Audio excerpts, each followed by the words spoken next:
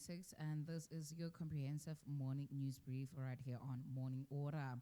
In South Africa, there's been a state of economic and educational flux. The national narrative this morning is dominated by a sense of deep economic unease and systematic crisis.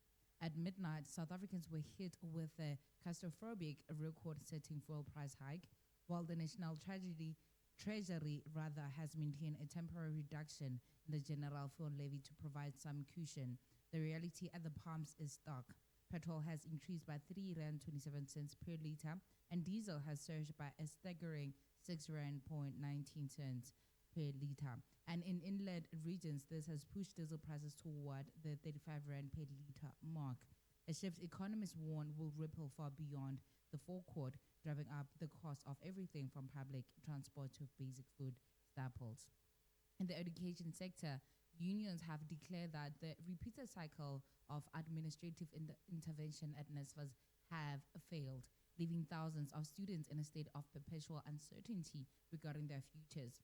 This instability is compounded by a massive legal challenge in the Gauteng High Court, where 4 of the country's leading law firms, Bowmans, Weber Wenzel, Wegmarens, and Norton Rhodes Fulbright, are arguing that the current legal sector code is unlawful and irrational. The firm contend that the code exempts more than 95% of the legal profession, thereby failing to achieve meaningful transformation while simultaneously excluding black non-lawyers from management control. And on expanded development with laws, media, and health, the struggle for accountability is taking various forms across the country. In the Musa Kaula defamation case, the South Gauteng High Court previously ordered the celebrity blogger to publicly retract false claims regarding Julius Malema's marriage. Kaula's refusal to comply has now led to further legal jeopardy, with reports indicating he faces a suspended 30-day prison sentence for contempt of court. On the South African National Editors Forum is also navigating a period of intense scrutiny. The organization has been forced to publicly defend its commitment to ethics following controversy involving suspended SABC journalists and broader allegations of corruption within the media. Journalists against apartheid have intensified their calls for transparency, warning that any perceived interaction could permanently erode public trust in South African journalism. And on the health front, the World Health Organization is investigating a deadly antivirus outbreak aboard a cruise ship currently moored off the coast of Cabo Verde. The virus has claimed 3 lives and affected passengers from 23 different nationalities. South Africa's National Institute for Communicable Diseases is playing a critical role in international response, conducting the primary laboratory testing and sequencing for the suspected cases. And on the agent search, help find Umpile as the morning commute begins. Please remain vigilant for 2-year-old Umpile Sithole, who was kidnapped from her home in Maubele village. She was last seen wearing a pink jersey and black ties. Limpopo police have launched a full-scale manhunt and are urging anyone with information to contact 082 319 9448.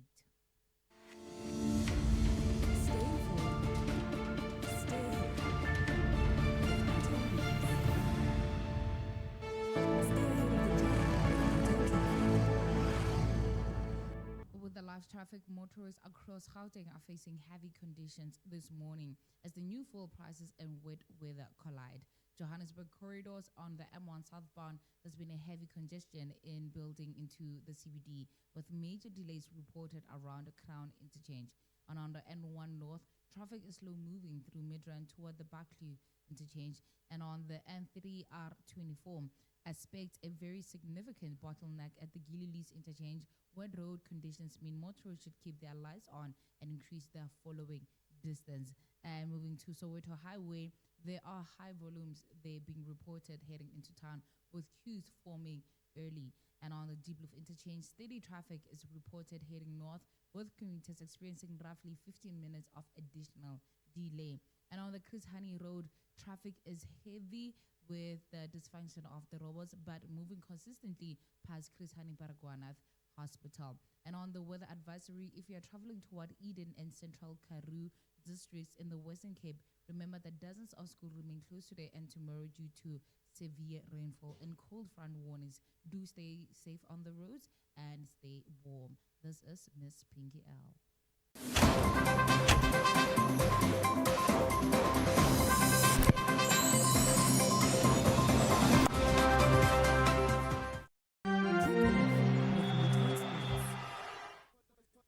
It's the tallest boy in the building.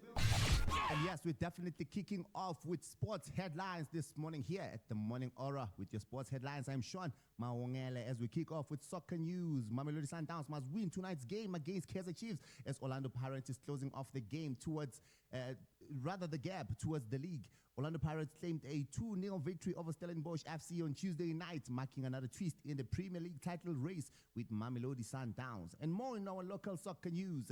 Orbit College leapfrog Magezi to move out of danger as Siwelele close in on top 8. And in football news, internationally, Saka ends on Arsenal 20-year wait to reach Champions League final as they win the semi-final 1-0 on Tuesday. Soccer internationally as well as the team leading the Betway Premiership currently here in South Africa, Mamelodi Sundowns coach Miguel Cardoso has urged his side to do all they can to win, or rather lift the league title, beginning with the clash against Kaizer Chiefs at Loftus Versfeld tonight. And in rugby news, Springbok midfielder Young Sterfontein has decided to retire from the game with immediate effect after a series of injuries curtailed his career. And all the way in cricket news, Samson showed to be too strong as Super Kings trash Capitals. And lastly, but not least, Phil Mickelson of golf pulls out of the PGA Championship for family issues, man. Oh, lastly, Minister Mackenzie announces the 16 fans of all expenses paid that are going to be World Cup touring as they are fully paid expensive with the government. And now catch more of this news as I bring them fresh to you at 8:30 with your sports news. I am Shaun Mawongele.